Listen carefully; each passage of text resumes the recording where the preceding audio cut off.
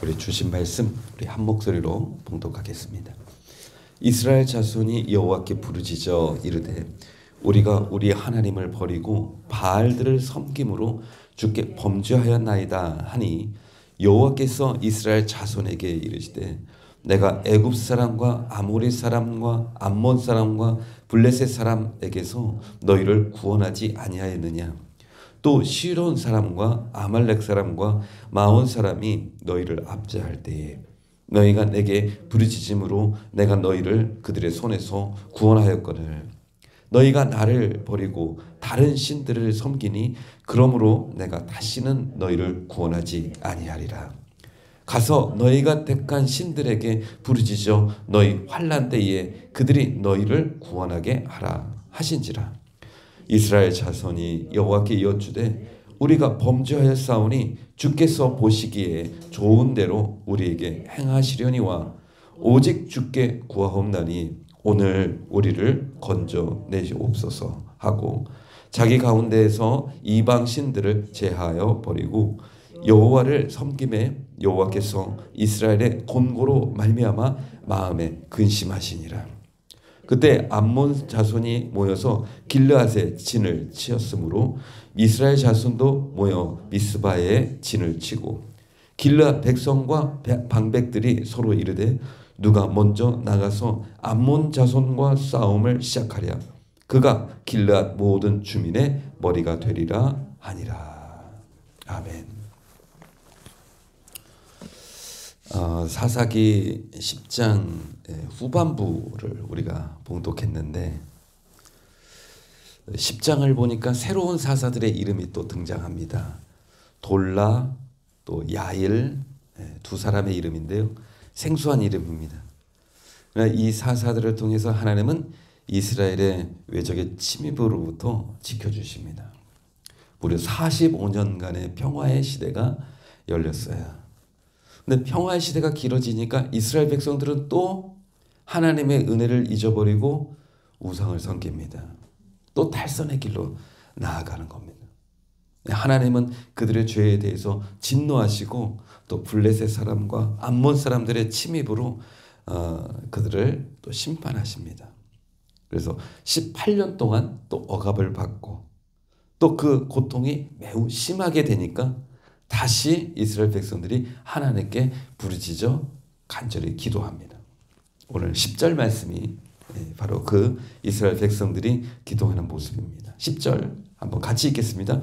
이스라엘 자손이 여호와께 부르짖어 이르되 우리가 우리 하나님을 버리고 바알들을 섬김으로 주께 범죄하였나이다 하니 우리가 하나님을 버리고 바알을 섬기고 주님께 범죄하였나이다. 지금 회개하고 있습니다. 회개하는 이유는 하나님이 그 회개를 들으시고 우리를 이 고난과 고통에서 건져달라고 그렇게 기도하는 것이죠.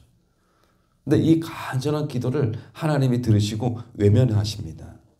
얘들아, 내가 이전에도 너희를 구원했다.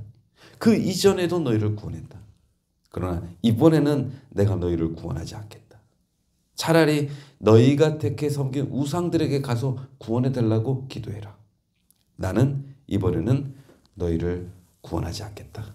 라고 그들의 기도에 이스라엘 백성들의 기도에 대해서 외면하십니다. 하나님의 말씀을 한번 보십시오. 11절부터 14절까지인데요. 한번 보십시오. 11절 여호와께서 이스라엘 자손에게 이르시되 내가 애굽 사람과 아모리 사람과 암몬 사람과 블레셋 사람에게서 너희를 구원하지 아니하였느냐. 또 시돈 사람과 아말렉 사람과 마온 사람이 너희를 압제할 때에 너희가 내게 부르짖음으로 내가 너희를 그들의 손에서 구원하지 아니하느냐. 13절 14절 같이 읽겠습니다. 너희가 나를 버리고 다른 신들을 섬기니 그러므로 내가 다시는 너희를 구원하지 아니하리라. 하나님이 이번에는 단단히 마음을 먹으신 것 같아요. 구원해줬다가 평화의 시대가 오면 또 우상을 섬기고 범죄하고 또 그들이 울부짖을 때 하나님이 불쌍히 여기는 마음으로 그들을 구원해주는데 또 나중에 괜찮아지니까 또 범죄하고 우상을 섬기고 내가 이번에는 너희를 구원하지 아니하리라. 14절에 이렇게 말씀하십니다. 가서 너희가 택한 신들에게 부르짖어 너희의 환난 때에 그들이 너희를 구원하게 하라. 우상 신에게 가서 엎드려 기도해라. 네가 그들이 형통할 때 그들에게 가서 섬기지 않았느냐. 하나님이 이번에는 단단히 마음을 먹으신 것 같아요. 이스라엘 백성들이 하나님 찾는 것은 좋은 거죠. 근데 문제는 한두 번도 아니고 고난 당할 때만, 힘들 때만 하나님을 찾는 것이 문제입니다. 아쉬울 때만 도움을 요청하는 것이죠. 그러니까 회개라고는 하지만 하나님을 아시는 거예요. 진정한 회개라기보다는 어떻게든 고통을 모면하기 위해서 하나님께 찾아온 거예요. 그러니까 평화롭고 풍요로울 때는 하나님을 버렸다가 자기 마음대로 살았다가 또 꼭 힘들고 고난이 오면 그때서야 하나님을 찾고 하나님께 아쉬운 소리를 하는 거죠. 이거는 성숙한 신앙의 모습이 아니라는 겁니다. 저는 이런 말씀이 떠올랐어요. 너희 중에 고난당하는 자가 있느냐? 그는 기도할 것이요. 즐거워하는 자가 있느냐? 그는 하나님께 찬송할지니라. 고난 중에도 하나님을 바라보고 기쁘고 형통하고 즐거운 일이 있을 때도 하나님을 바라보라는 겁니다. 힘들고 어려울 때 기도하는 거 맞죠. 그러나 즐겁고 형통하고 평화의 시대에 아무 문제가 없을 때에도 하나님은 우리의 찬송과 감사와 찬송을 기대하시고 계신다는 것이죠. 위기 때에 하나님을 찾고 간절히 부르짖죠. 그 위기를 뛰어넘는 건 하나님의 큰 은혜죠. 여러분, 그러나 형통하고 평안할 때 하나님을 지속적으로 찾고 그분을 예배하고 감사하고 찬양하는 것은 더 큰 하나님의 은혜인 줄 믿습니다. 그래서 사실 우리에게는 뭐가 필요하냐면 때를 따라 돕는 은혜가 필요합니다. 고난의 때에만 은혜가 필요한 게 아니라 형통할 때에도 우리에게는 은혜가 필요한 거예요. 아이들이 속썩이고 힘들게 할 때에도 우리에게 은혜를 필요하지만 자녀들이 잘 되고 있을 때에도 집안에 아무 문제가 없을 때에도 우리에게는 은혜가 필요해요. 왜? 그 평화를 지속할 수 있는 하나님의 은혜가 필요한 겁니다. 그래서 오늘 이 아침에 우리가 기도해야 될 것은 주님, 때를 따라 돕는 은혜를 주십시오. 고난의 때에는 고난을 이길 수 있는 은혜를 주시고 형통할 때에는 형통 중에도 감사와 찬양을 유지해 갈 수 있는 은혜를 내게 주시옵소서.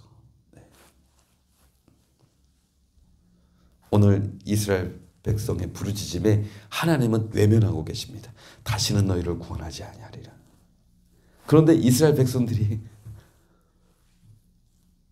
거기서 기도를 멈추는 게 아니라 또 기도를 합니다. 이건 또 잘한 거예요. 하나님이 그렇게 외면한다 하더라도 끝까지 하나님을 붙드는 건 참 좋은 것 같아요. 15절 말씀 같이 한번 읽겠습니다. 이스라엘 자손이 여호와께 여쭈니 우리가 범죄하였사오니 주께서 보시기에 좋은 대로 우리에게 행하시려니와 오직 주께 구하옵나니 오늘 우리를 건져내옵소서. 16절 자기 가운데에서 이방신들을 제하여 버리고 여호와를 섬김에 여호와께서 이스라엘의 곤고로 말미암아 마음에 근심하시니라. 하나님의 마음이 바뀌는 겁니다. 포기하지 않고 계속 주여 우리가 범죄하였나이다. 계속 기도하는 겁니다. 우리를 구원해 주십시오.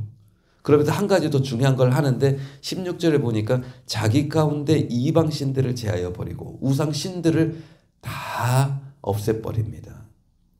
기도만 하는 게 아니라 기도 후에 회개 후에 이렇게 행동을 하는 거예요. 잘못된 것을 고치는 거죠. 이게 하나님의 마음을 돌이키게 하는 것 같아요. 그러고 나서 이방신들을 제하여 버리고 여호와를 섬기니까 여호와께서 이스라엘의 곤고로 말미암아 이스라엘 고통을 보고 외면하셨던 하나님이 근심하십니다. 여기서 그 마음에 근심하니라 여기 밑줄 그시고 해설을 보니까 불쌍히 여기시니라 이렇게 돼 있어요. 그 의미가 하나님이 이스라엘 백성들의 고통을 보고 모른 척했는데 외면하셨는데 이제 마음에 근심을 하시는 거예요. 그건 뭐예요? 그들을 불쌍히 여기시는 겁니다. 여러분, 하나님은 왜 이렇게 긍휼과 자비가 많으신 걸까요? 또 회개하고 또 회개하니까 하나님이 그들에게 은혜를 베풀어 주세요. 또 마음이 흔들리시는 거예요. 그들을 불쌍히 여기는 겁니다.